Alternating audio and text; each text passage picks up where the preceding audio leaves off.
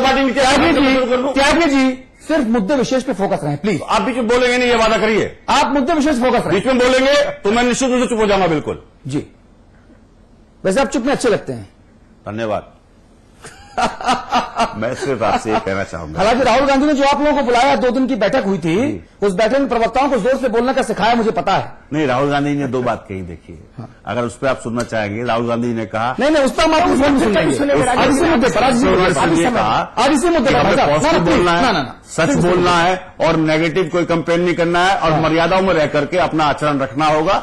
इसलिए मैंने कहा कि जनता को तय करने देते हैं, जनता को तय करने देते हैं कि कौन लोगों को बहुत सीखने को मिलता है और कौन मर्यादा में है और कौन उस दायरे में है, ये जनता तय करे, बेहतर है। आप अपनी बात पूरी जनता तय करके हमेशा कांग्रेस को ले देती है। अतुल त्यागी जी देखो फिर मर्यादाओं के लिए से लाके दे रहे हैं। त्यागी जी नहीं, कौन जीतेगा इस बहस में आज नहीं जाऊंगा। ये अहंकार ही कांग्रेस को डुबोएगा, मैं बता रहा हूं। मैं आपको अहंकार नहीं है, हमारे मधुसूदन मिस्त्री ने यही लिख के दिया, ये अहंकार नहीं। मधुसूदन मिस्त्री ने कांग्रेस जो राहुल गांधी को रिपोर्ट दी, उसमें यही लिखा कि नेता और मंत्री इतने अहंकारी हो गए हैं कि ग्राउंड जीरो पे दिक्कत है। कहो तो मैं पूरी रिपोर्ट दिखा दूंगा। देखिए, जो अहंकार वाली बात आप कह रहे हैं, वो अहंकार भारतीय जनता पार्टी के नेताओं में भी है, कांग्रेस के पार्टी के नेताओं में भी है, समाजवादी पार्टी के नेताओं में भी है, वो बहुत सारे पत्रकारों में भी है, बहुत सारे पत्रकारों में भी इसलिए है कि वही देश चला रहे हैं। त्यागी जी, अतुल एक मिनट रुकिए भाई। त्यागी जी, बहस डिटेल नहीं होगी। अतुल आप भी डिटेल करने वाला कोई प्रसंग बीच में मत लाइए, सिर्फ हम इस विषय पर केंद्रित रहेंगे। कौन जीतेगा इस पर हम चर्चा करेंगे, तब फिर आपको बुलाएंगे। जी देखिए, जो अभी हरदीप दीक्षित साहब ने कहा कि पार्लियामेंट में हमको ये बिल लाना चाहिए था, खाद्य सुरक्षा bill, parliament Bharatiya Janata party चलने नहीं देती, ये सबसे बड़ी समस्या है।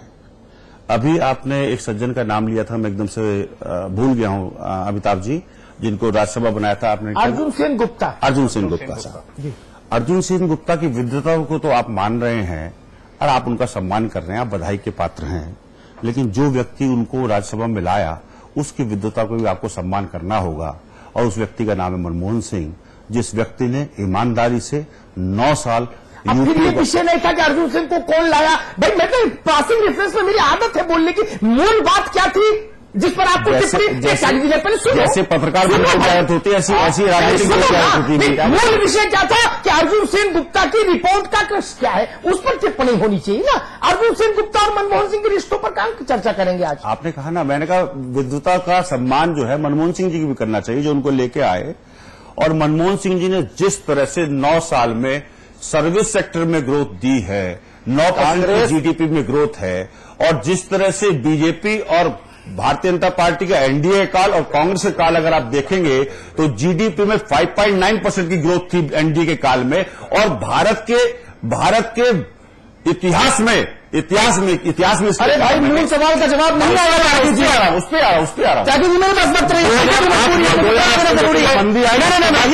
कांग्रेस के त्यागी जी, मैं माफी चाहता हूँ। कितनी ग्रोथ है सरकार जी ने पूछा उस सवाल पे चाहिए। बिल्कुल। देखिए, अगर आप एआईसीसी के जो बुकलेट छपी है, एआईसीसी जो बिल लेकर के आई है, एआईसीसी इसलिए कहा कि कांग्रेस पार्टी की सोच है, सोनिया जी की सोच है राइट टू फूड।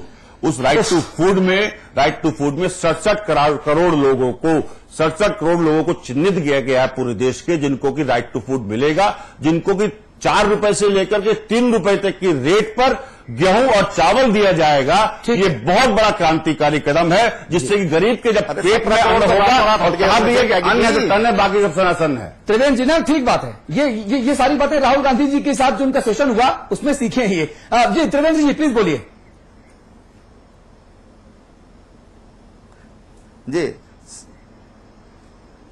हाँ, खनन से बाहर नहीं निकल पाया जी। रातों रात 17 करोड़ तो 67 करोड़ में से हटा दिए गए। कहां हटा दिए गए? दूसरी बात, जो ये खाद्य सुरक्षा विधेयक जो लाया गया, खाद्यान्न, हाँ, ये इसलिए विधेयक के रूप में लाया गया कि ताकि इस पर संसद में कोई चर्चा न हो सके।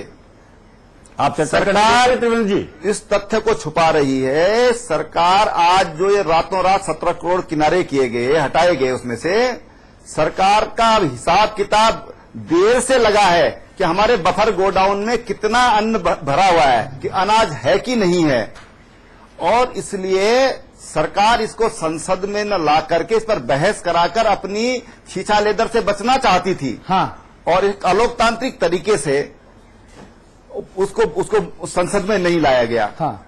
और इसलिए त्यागी जी का जो ये कहना है कि बीजेपी बहस नहीं करना चाहती थी, संसद नहीं चलने देना चाहती थी, भाजपा ने कहा इसको लाइए आप, इसके लिए विशेष सत्र बुलाइए आप। नहीं, भारतीय जनता पार्टी चर्चा छोड़ रही है। करना अच्छा, चाहते हैं। ना मुझे आप मुझे आप सब लोगों के साथ साथ अपने ऊपर भी इस वक्त एक सवाल उठाने का मुझे मौका है।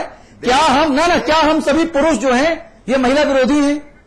नहीं ना, एक महिला पैनलिस्ट हमारे साथ हैं, हमको उनके पास भी जाना चाहिए। शुक्ला साहिबा, जिस तरह से संसद में महिला आरक्षण विधेयक का हाल होता है, वो इस वक्त हमारी इस बहस के दौरान आपके साथ भी शायद भेदभावपूर्ण रवैया हो रहा है। अपेक्षाकृत कम मौका मिल रहा है महिला आपको। विरोधी है, गरीब विरोधी है। आप महिला सुरक्षा महिला वाले बिल पे बताइए प्लीज कि मुलायम सिंह यादव जी का क्या स्टैंड है। नहीं त्यागी जी, वो विषय नहीं ना। मैं कहना या चाहूंगी तुम नहीं उठाया? जो केंद्र सरकार में बैठे हुए नीति नियंता हैं, इनको ये नहीं पता है, जो नीति नियंता है केंद्र सरकार के, इनको ये नहीं पता है दिल्ली में भी एक व्यक्ति प्रतिदिन 35 रुपए का एक टाइम की रोटी 35 रुपए खर्च होगा उसको खाने में। वहाँ 20 रुपए किलो आटा है दिल्ली में, न्यूनतम चावल का रेट 28 रुपए अरे किलो जो है। सरकार देगी चावल बैठ के त्यागी जी, कांग्रेस की परंपरा नहीं रही है कि वहाँ 35 रुपए एक व्यक्ति का खर्च है पेट की रोटी के लिए। एक मिनट जवाब दे दूं प्लीज। लेकिन त्यागी जी, मेरे पास वक्त सीमित है। त्यागी जी, मंत्री जी को जवाब देना। त्यागी जी, नीति है, जन विरोधी नीति है, इसका जवाब जनता उनको देगी। आने वाले चुनाव में जनता उनको देगी। ये सिर्फ वोट बैंक की राजनीति करते हैं, सिर्फ सारे आंकड़े इनके वोट बैंक के लिए होते हैं, पतियों के लिए होते हैं, क्योंकि इनकी पार्टी पूंजीपतियों की पार्टी है। कांग्रेस पार्टी पूंजीपतियों की पार्टी है। तो आजादी के केंद्र में शासन किया, जितने बड़े घोटाले हुए, जितनी महंगाई आई, सब इसी गवर्नमेंट में आई है।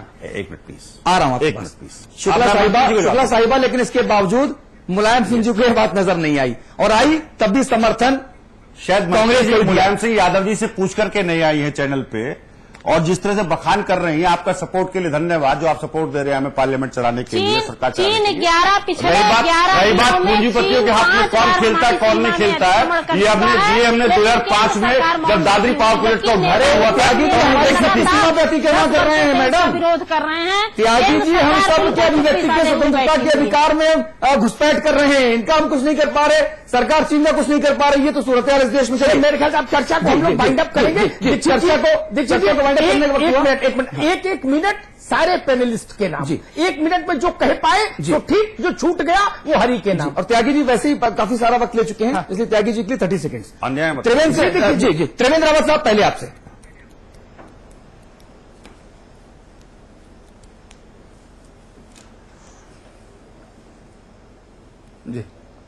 जी, मैं ये कहना चाहता हूं कि जो ये गरीबी के आंकड़े जो रातों रात बदले गए, ये धूल झोंकने का काम है, और इस तरह का काम किसी भी जिम्मेदार सरकार का ये दायित्व नहीं बनता है। सच्चाई सामने लाना चाहिए।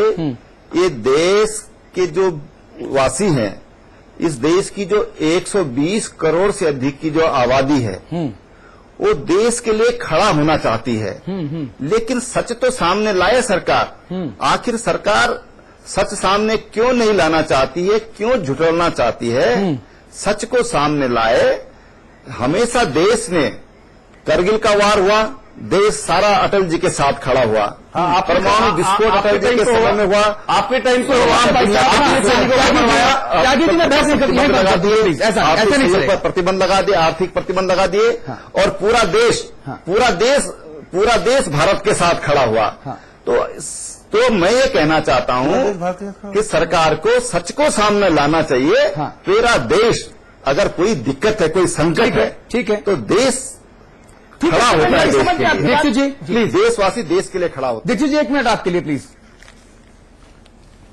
देखिए, राजीव जी ने अभी खाद्य सुरक्षा विधेयक के बारे में कहा कि 70 करोड़ का उसमें प्रतिबद्धता जताई गई है। 67। हमारा कहना है कि उस जो अध्यादेश लाया गया है, उस अध्यादेश में गरीबी की कोई परिभाषा नहीं है। गरीबों का चयन कैसे होगा, इस पर भी कोई सुस्पष्ट संकेत नहीं है।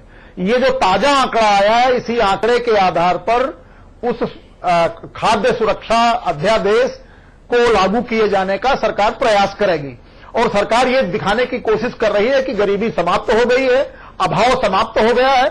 हमारा केंद्र सरकार से और आपके माध्यम से राजीव जी से अनुरोध है कि वो एक दिन का हिसाब लगा लें कि एक दिन में कितना गेहूं, कितना चावल, कितना दाल लगता है, कितने पैसे का हिसाब लगा लें कि बच्चे को फीस कितने की लगती है, हिसाब लगा लें दवाई कितने की लगती है, हिसाब लगा लें कपड़ा कितने का आता है, हिसाब लगा लें कि उसकी दिनचर्या पर कितना खर्चा आता है। और अगर इस देश का कोई अर्थशास्त्री, कोई भला आदमी, कोई कांग्रेसी, कोई समाजवादी पार्टी का कार्यकर्ता और कोई पत्रकार अगर ये बताने को, मानने को तैयार हो जाए कि 1,000 रुपया महीना में कोई भी व्यक्ति अपना परिवार चला सकता है, तब तो ये आंकड़े ठीक है। वरना ये पूरी तरह से देश की आम जनता का, गरीबों का अपमान है, इंसल्ट है, कंटेम्प्ट ऑफ द पब्लिक है। जी इतने कहना था। जी सिद्धार्थ जी, लेकिन जब सब कुछ सरकार दे रही है, खाना सरकार दे रही है, कपड़ा सरकार दे रही है, मकान बना के दे रही है और राइट टू एजुकेशन सरकार दे रही है, तो फिर जनता को कुछ करने की जरूरत कहां? ये त्यागी साहब था जो सार था वो मुझे शुरू में समझ में आया। सिद्धार्थ जी आपका 1 मिनट प्लीज। जी मेरा ये कहना है, मैं तेंदुलकर साहब पे कोई सवाल नहीं खड़ा करूंगा। तेंदुलकर साहब ने आदर्श परिस्थितियों में आपकी सरकारी गल्ले की दुकान पर मिलने वाले राशन के रेट को देखते हुए, प्रति व्यक्ति कैलोरी का आकलन करते हुए और 32 रुपए कमाने वाले को ये बता दिया कि वो भरपेट भोजन कर सकेगा। अब शिक्षा देना आपका काम है, स्वास्थ्य की सुविधाएं देना आपका काम है, गरीब के छत देना आपका काम है। जो आप नहीं कर पा रहे हैं, मैकेनिज्म आपका फेल हुआ है। जाहिर सी बात है कि ये जो आपकी गरीबी रेखा है, ये भुखमरी की ही रेखा है, ये गरीबी रेखा नहीं है। क्योंकि गरीबी रेखा के नीचे जीने वाले लोगों को तमाम बुनियादी सुविधाएं देने का काम आपको करना चाहिए, जो आप नहीं कर पा रहे हैं। तो जाहिर सी बात है कि ये गरीबी की रेखा, ये छलावा है, भुखमरी की रेखा है। सुरभि जी दूसरा, ये सवाल का जवाब अभी तक नहीं मिला कि जो खारिज हो गया है अगर ये रिपोर्ट, तो आखिरकार कौन से वो आंकड़े हैं जिसके आधार पर हमारी स्कीमें जो चल रही है, उन स्कीमों के लिए बजट एलोकेशन कैसे होगा? ये मैं भी जानना चाहूंगा। राजीव जी एक तो अगर ये रिपोर्ट खारिज हुई क्या नहीं, हाँ या ना? ये रिपोर्ट निश्चित रूप से रंगराजन रिपोर्ट आने के बाद खारिज है निश्चित रूप से। और मैं आपसे कहना चाहूंगा जो आंकड़े हैं, रिपोर्ट आने के बाद खारिज होगी कि पहले खारिज हो गई? पहले खारिज है, पहले खारिज है, पहले खारिज है, पहले खारिज है। और जो पहले पुराने आंकड़े रिपोर्ट जारी कर दी, पुराने जो आंकड़े देखिए मेरे पास भी एक बार है, पूरी आप पढ़िए इसको। और पढ़िए क्या लिखा है, साफ लिखा है जो पुराने। आप मंगलवार को जो योजना आयोग ने आंकड़े जारी किए, जरा उसको पढ़िए, तो खबर पढ़िए जरा। मैं बता देता हूं आपको, मैं खबर का जिस्ट बता देता हूं आपको पूरा। आप उसको अच्छे पढ़। खबर का जिस्ट ये है कि जो पुराने आंकड़े हैं, इस रिपोर्ट नहीं, खबर की रिपोर्ट आने से पहले जो सरकार के पास आंकड़े हैं, उन पे गरीबों का आकलन होगा। तेंदुलकर समिति की रिपोर्ट आने से पहले जो आंकड़े हैं उन पे बात होगी। तो फिर अखबार पे केस क्यों नहीं करते कि भैया तुमने गलत का छाप दिया? टीवी वाले हंगामा कर रहे हैं किस बात के लिए? ये दैनिक जागरण कहता है कि आंकड़े खारिज नहीं हुए हैं, रिपोर्ट खारिज नहीं हुई है, आप इस पर केस कीजिए, केंद्र सरकार लाइसेंस रद्द करे इस अखबार का कि तुम गलत क्यों छाप रहे हो भाई? राजनीति में इतनी जल्दबाजी केस दायर करने में नहीं की जाती है। गजब बात कर रहे हैं, गजब बात कर रहे हैं। तरीके से लास्ट चीज में कहना चाहूंगा, अतुल जी अब समय समाप्त हो गया, जी बहस का समय समाप्त हो गया। मुझे दूसरा एक चीज समय समाप्त हो गया, एक चीज समय समाप्त हो गया। अमिताभ जी प्लीज, जी मैं कहना चाहता हूँ त्यागी जी ना आप आपने दीक्षित जी प्लीज।